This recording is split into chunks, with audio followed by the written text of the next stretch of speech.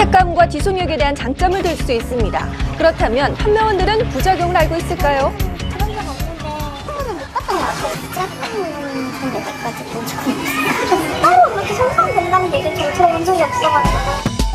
자, 젤네일 부작용에 대해서 듣지 못했다고 얘기하는 직원들. 하지만 이들과는 다른 얘기를 네일쇼비를 했었던 관계자를 통해 들을 수 있었습니다.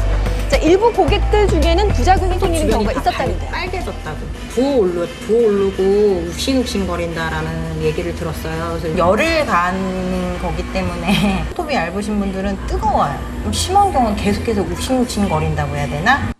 자, 그리고 젤네일을 건조할 때 필요한 자외선 램프. 이 램프를 이용하는 것이 문제라는 의견도 있습니다. 자, 실제 찾아간 매장들에서 자외선 램프를 사용하는 걸 쉽게 확인할 수 있었는데요.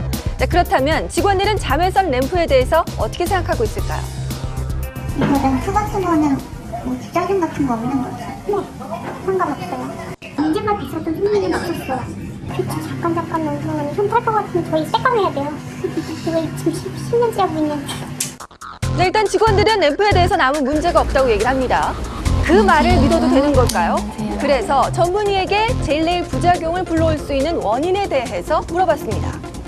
이게 보통 자외선 A를 이용을 하는 자외선 램프거든요. 피부 노화와 피부암의 유발 요인이 될 수가 있다고 알려져 있습니다. 네, 전문의는 지속력과 광택을 위해 사용하는 자외선 램프가 오히려 피부와 손톱 건강을 해칠 수 있다고 얘기를 하고 있습니다. 실제 자외선 강도를 측정해보니 한낮의 자외선에 비해 무려 40%가 넘는 수치를 기록했는데요.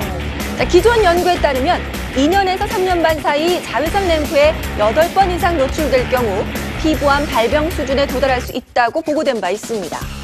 게다가 젤네일을 지울 때 사용하는 전용 리무버 역시 또 다른 부작용의 원인으로 꼽히고 있는데요. 일반 리무버에 비해 아세톤 함량이 1.5배 높은 걸 확인할 수 있었습니다.